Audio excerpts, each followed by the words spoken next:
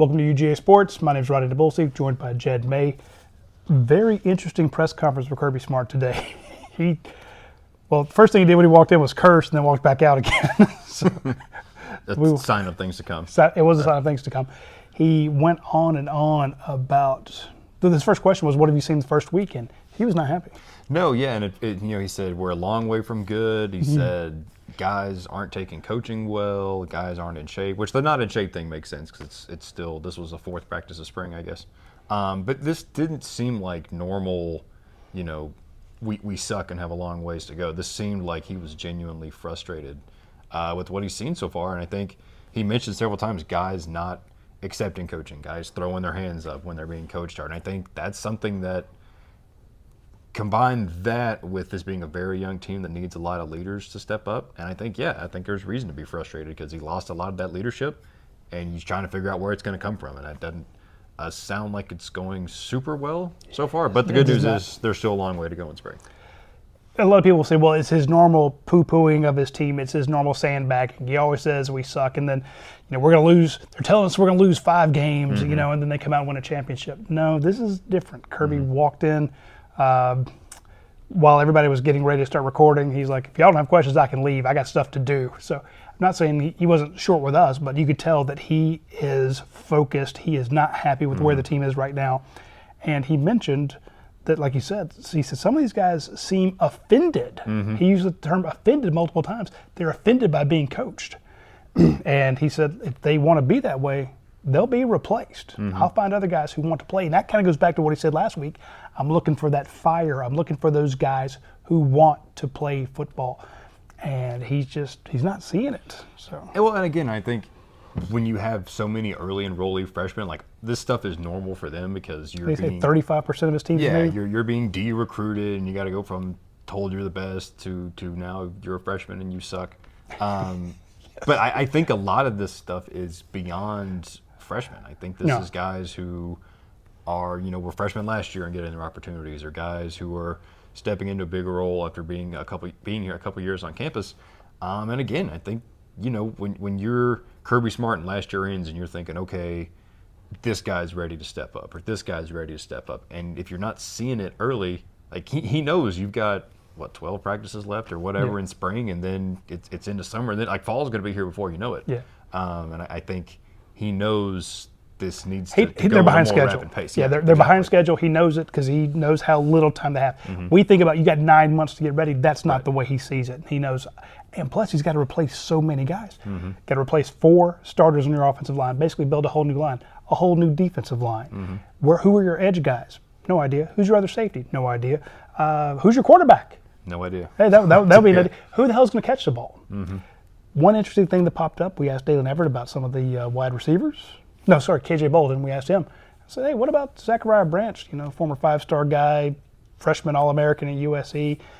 Noah Thomas, #1 receiver for Texas A&M last year.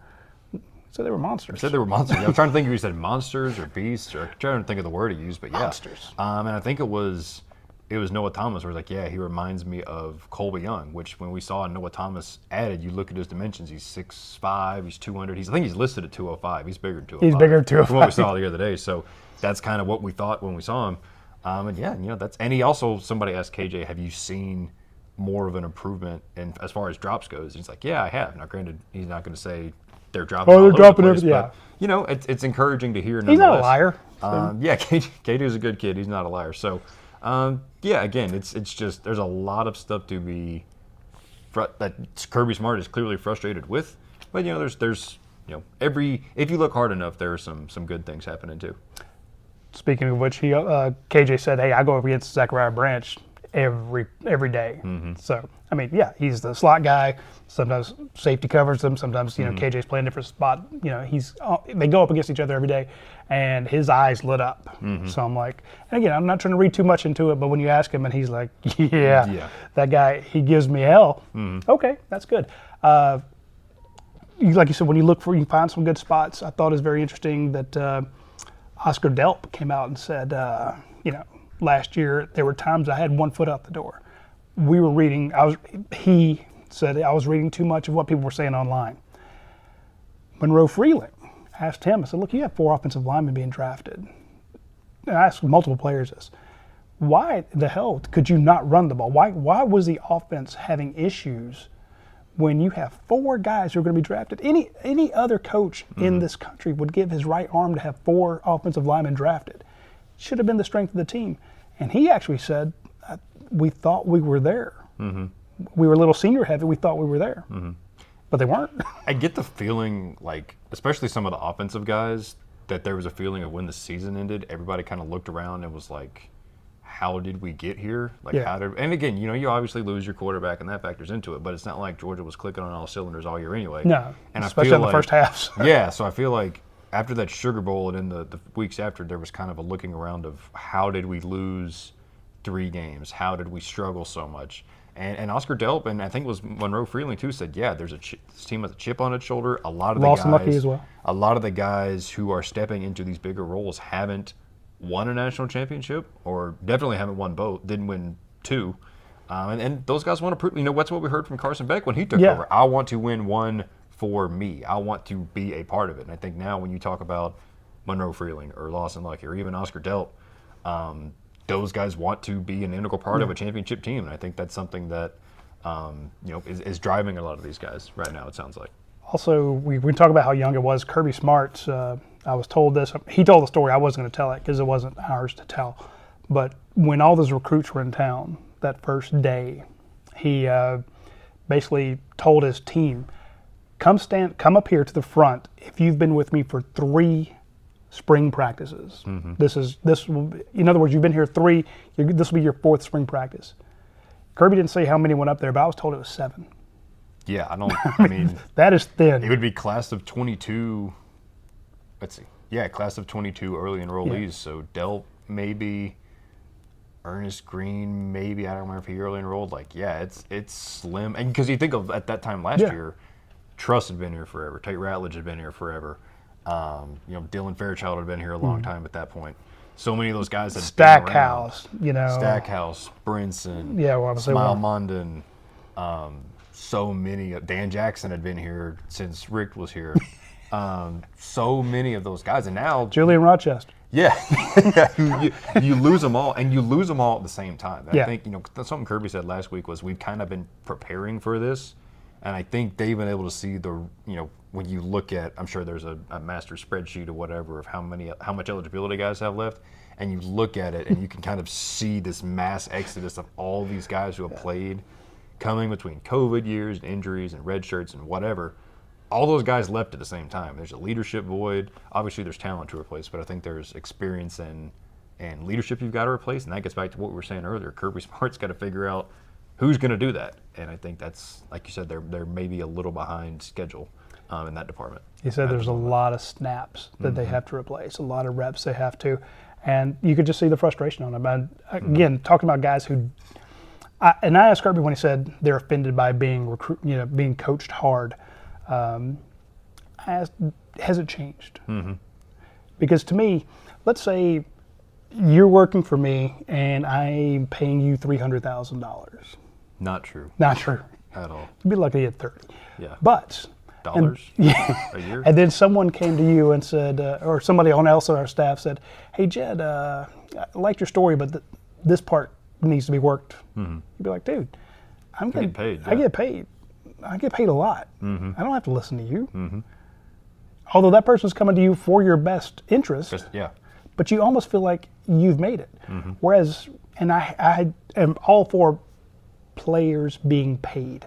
I've known guys who needed to get money from home, who were at UGA and broke and poor.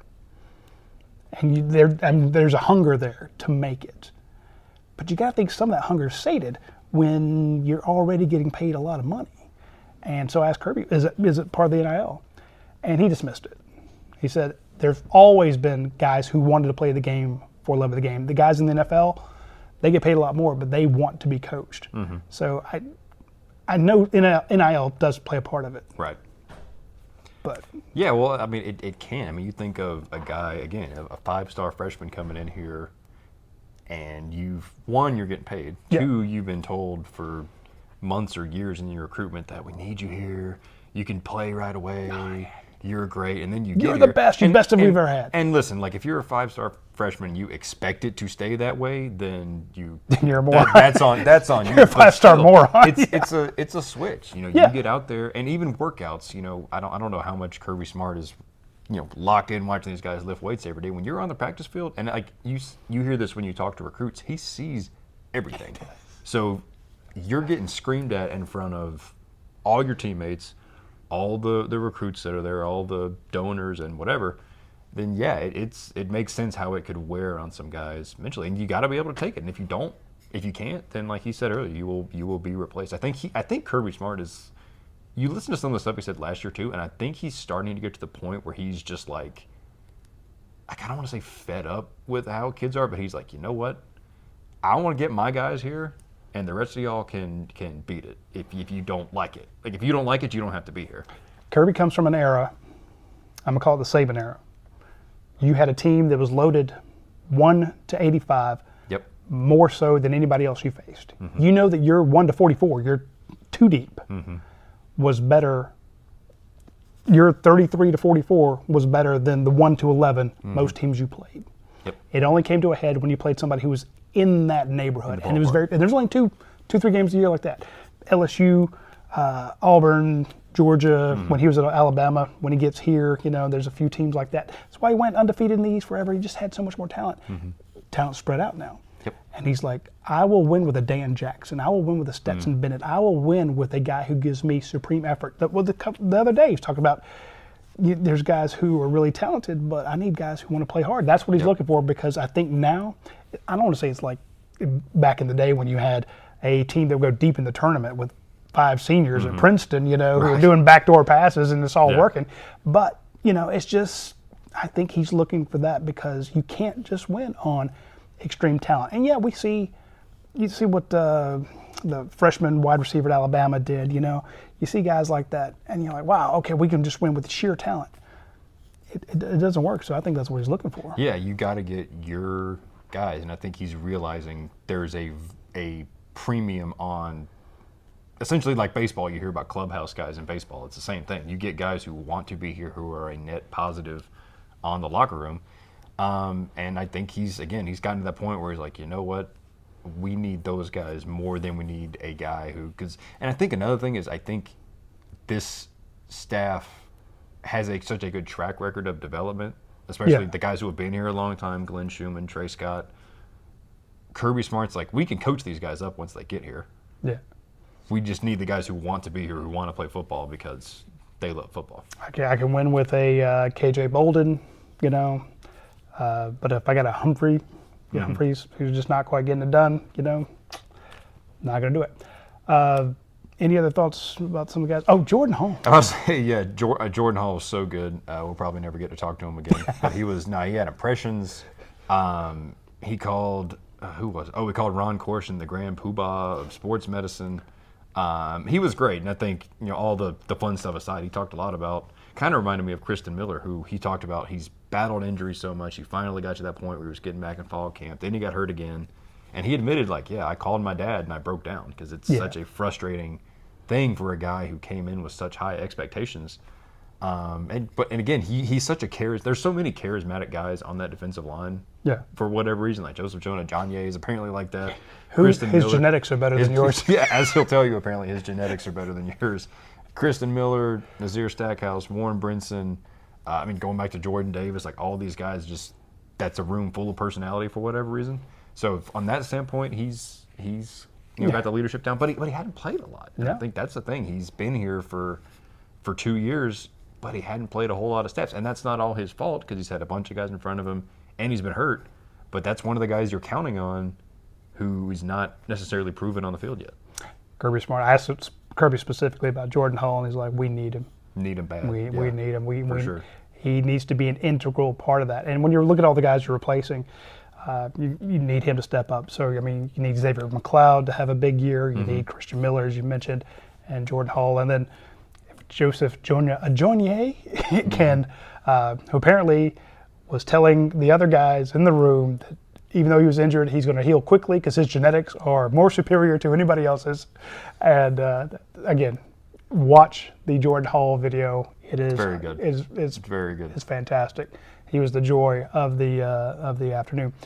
I think there's some other guys we talked to, but just watch all the videos on UGA Sports. There's not going to be another availability for the rest of the week. So what you see tonight is what you get, until next Tuesday. So be tuned in. Oh, he said they're still kind of in the air about G-Day. Yeah, he's been extremely non-committal about G-Day. There will be a G-Day, but what they do, is who knows. He's basically he's very much leaving the door open to do essentially whatever he wants, whether that is a full G-Day, whether it's an open practice almost. I think it might be a practice and not a G-Day game. And I think he wants to have a game. Because it's funny because like, oh, guys, like I want to have it. It's like, well, it's kind of like it's your call. Like you can have it if you want to. Like, well, he says he's leaving the door open because of injuries, and I get that. Right. If right now, does he have enough guys to make two teams? Does he have enough defensive ends? Right. Does he have enough outside linebackers? No. Yeah. So again, how many running backs does he have? Yeah, running back especially. Yeah, for sure. And you look at quarterback. Your guys are Ryan Montgomery's hurt. And so you've got Gunner and you've got Ryan Puglisi, and then it's freshmen behind them. Not that they can't play at G-Day, but so I don't know. He's very much leaving the door open. He was asked about not being on TV. He's like, well, we want to set the time ourselves for recruits and all that kind of stuff. Which I wonder, when he's talked about it in the past about game times, he says, I like early games better because you can hang out with recruits after. Now on the flip side of that, there's not as much pregame prep for a G-Day as there is when you're playing Tennessee and Athens, so maybe he wants it, and then if you have it later, kids can get here from farther away. So I don't know, you can go either way, but that's essentially why he wanted it to be at their own time, and so they can do whatever they want and not have to do whatever to fill a TV window, fill a TV slot. So it's up in the air. Like you said, there will be something. It's up in the air, just like his entire program right now. What it's going to look like? Who's to say? Nobody's in shape. Nobody's the leader. Yeah, everybody's fat. Everything sucks. Yeah. I will say this he said that none of his freshmen were ready to go, and people go, well, I want to take up for Scott Sinclair. Georgia is one of the best strength and conditioning guys in the known universe. He's fantastic at what he does. And people are like, well, why doesn't he have those guys ready? I will guarantee you that when those freshmen got here, and this is the number 2 class in the nation, inches from being number 1, just a couple points behind Texas. So one of the best signing classes Kirby Smart's ever had. 22 of them showed up early. Yeah, the vast majority of them are already there. They've had 3 months to get in shape, going through Sinclair's workouts.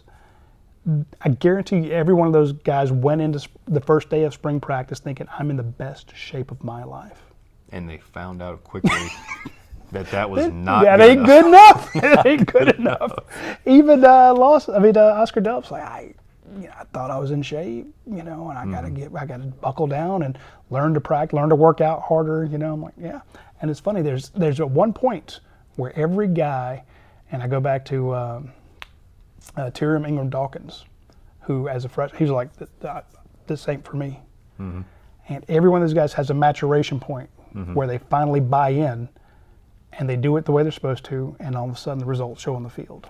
And ask these guys, hey, Nate Frazier, what did you tell Bo Walker when he got here? Trust the process. Mm-hmm. Put in effort. All you got to do is put in effort, and it'll be fine. Trust coaches. And I'm not saying trust coaches. I'm saying even when you think you're the best shape of your life, Juan Gaston, it ain't good enough. So, and the upperclassmen know it, and even them, they weren't ready. So Kirby's wants things here, the team's here, and he's got to get it from there to there. That's your thumbnail. That's the thumbnail for this video. Kirby wants it here, the team is here. In every aspect, it sounds like I'm talking to him. Your height and my height. Right. That's why we had sat down today. It's not that far apart, but it's not that bad. Damn. But it's Kirby's not thrilled. Kirby's not thrilled is our headline. That's our thumbnail. We're good to go. Until next time, y'all take care.